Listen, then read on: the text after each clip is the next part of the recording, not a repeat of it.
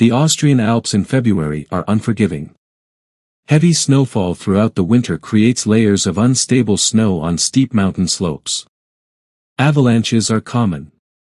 Skiers know the risks, but knowledge does not eliminate danger. On February 7, 1999, Erika Vikander, a 28-year-old experienced skier from Sweden, was skiing off-piste in the Tyrol region with a small group. The conditions seemed stable. The slope had been skied before. At approximately 2 in the afternoon, the snowpack fractured. The avalanche began above them. There was no time to outrun it. The wall of snow moved at over 60 miles per hour, sweeping Vikander and one other skier downslope. Within seconds, she was tumbling inside the avalanche, completely disoriented. Then the snow stopped moving. Everything went silent. She was buried. Completely encased in compacted snow. She could not see. She could not move her arms or legs. The pressure was immense. She tried to determine which way was up, but in total darkness and complete immobility, there was no way to know. Vikander's first instinct was to panic. Panic would have killed her. She forced herself to stop. To think. She was alive. She could breathe, but barely. There was a small space in front of her face. An air pocket. It was not large. Perhaps the size of her fist. Her exhaled breath was already warming the small cavity, melting the snow around it slightly, but also filling it with carbon dioxide. She had to stay calm. Panic increases breathing rate. Increased breathing consumes oxygen faster. She steadied herself. She tried to move her arms. Impossible. The snow was packed solid around her torso and limbs. She could move her fingers slightly. Nothing more. She did not know how deep she was buried. She did not know if anyone saw her go down. She did not know if rescue was coming. The only thing she could control was her breathing. Slow. Steady. Shallow breaths. Conserve the oxygen in the pocket. Conserve body heat. Do not sleep. Avalanche survival statistics were clear. Most victims die within 15 minutes if fully buried. After 30 minutes, survival drops below 50%. She had no idea how long she had been under.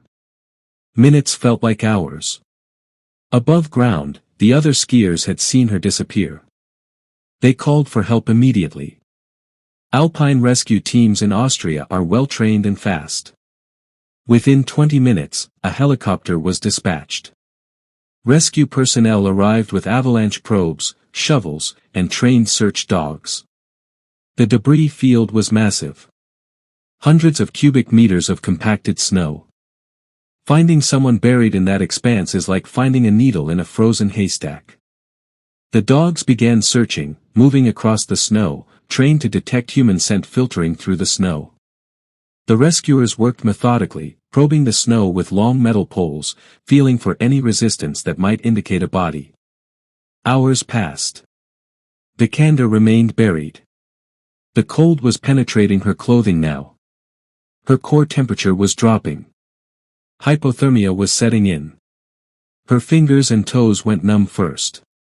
Then her limbs. Her body was shutting down non-essential systems to preserve the vital organs. She could feel herself getting sleepy. That was dangerous. Sleep, in her condition, might not end in waking. She forced her eyes open. She focused on her breathing. In. Out. Stay awake. 4 hours had passed. Then 6. Then 8. The sun was setting. Temperatures were dropping further. Rescue protocol dictates that after a certain period, the likelihood of finding someone alive becomes statistically negligible. But the team continued. At approximately 10 o'clock that night, one of the search dogs stopped and began digging frantically at a specific spot. The handler called the team over. They began probing the area. One probe met resistance. Soft resistance. A body. They began digging by hand, carefully, so as not to injure the buried victim. Shovels moved snow rapidly. Within minutes, they reached her. Vikander was unconscious. Her skin was gray-blue. No visible breathing. No detectable pulse at the wrist. They pulled her from the snow and immediately began assessment. She was in severe hypothermic cardiac arrest. Her core body temperature had dropped to approximately 24 degrees Celsius. 86 hours would have been fatal at that temperature. But 22 hours in compacted snow had created a near-perfect hibernation state. Her metabolism had slowed so drastically that her oxygen needs were minimal. The air pocket had been just enough. The rescue team began rewarming procedures immediately. In cases of severe hypothermia, rewarming must be done carefully. Warming too quickly can cause fatal cardiac arrhythmias. They wrapped her in insulated blankets and began administering warm humidified oxygen. A helicopter evacuation was called. Within 30 minutes, she was airlifted to the nearest hospital with advanced hypothermia treatment capabilities. At the hospital, medical staff continued controlled rewarming using extracorporeal membrane oxygenation, a technique that circulates the blood outside the body, warms it, and returns it. Her heart had stopped, but at such low temperatures, cellular damage occurs much more slowly. The medical phrase is applicable here: you are not dead until you are warm and dead. After hours of rewarming, her heart restarted. Spontaneously. Her core temperature reached 32 degrees Celsius. Then 35. Normal is 37. By morning, she was breathing on her own. She remained unconscious for another day. When she woke, she had no memory of being rescued. Her last memory was forcing herself to stay awake in the darkness. The medical assessment revealed the extent of the damage. Frostbite had destroyed tissue in her fingers and toes.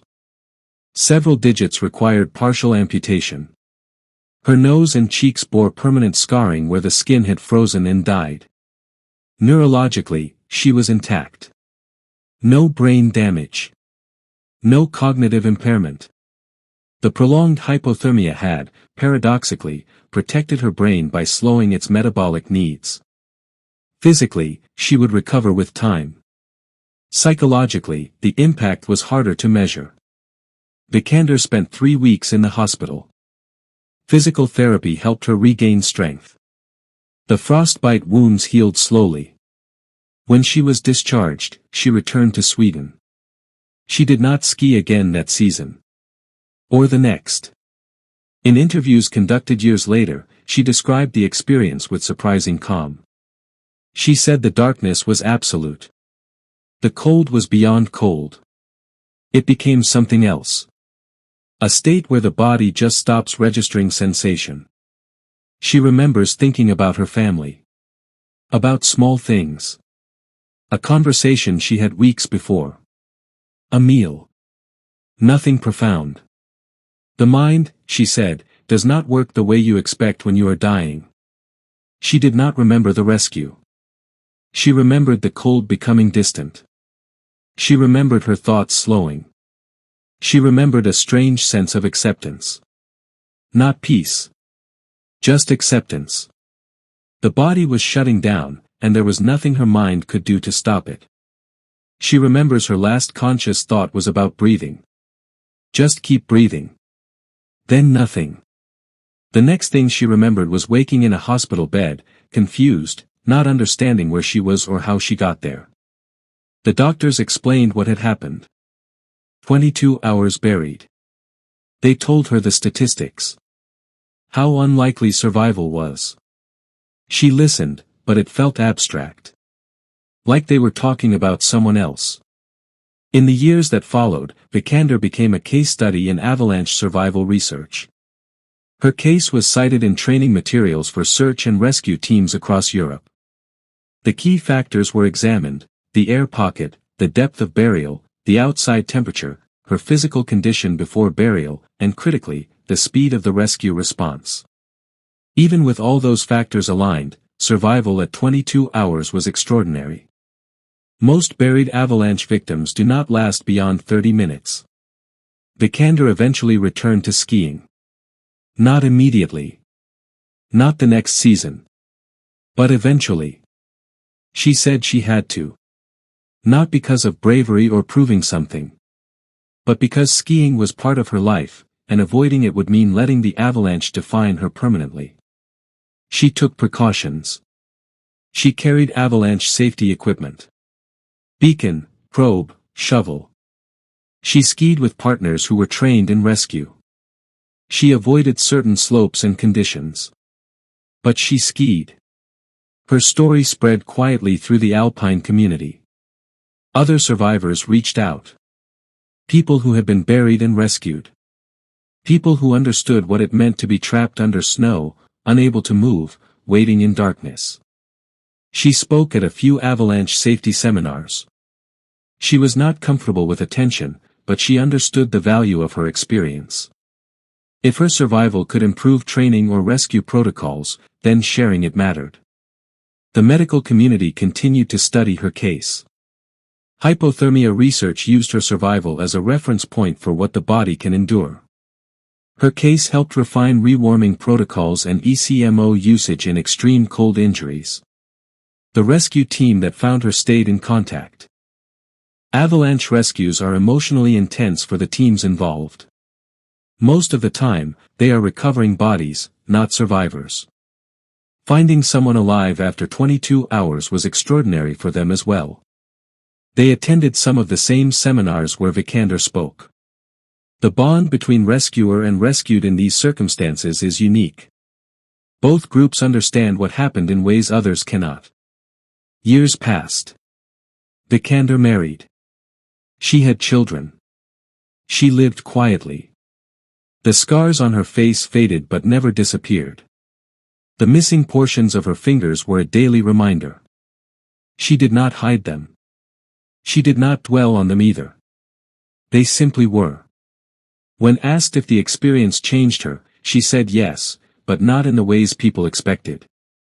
She did not have a newfound appreciation for life or any grand philosophical shift. She just understood, in a very physical way, how close the edge is. How quickly things can go wrong. How little separates being here from not being here. That knowledge stayed with her. Avalanche survival research continues to evolve. New technologies improve detection. Rescue response times have improved. Survival rates have increased marginally. But the statistics remain harsh. Full burial in an avalanche still carries a very high mortality rate. Vikander's 22-hour survival remains an extreme outlier in the data. It is studied not as a standard, but as an illustration of the absolute limits of human survival under near-perfect conditions. The air pocket saved her. The cold slowed her metabolism. The rescue team never gave up. Remove any one of those factors, and the outcome changes. She knows this. The avalanche that buried her is not marked.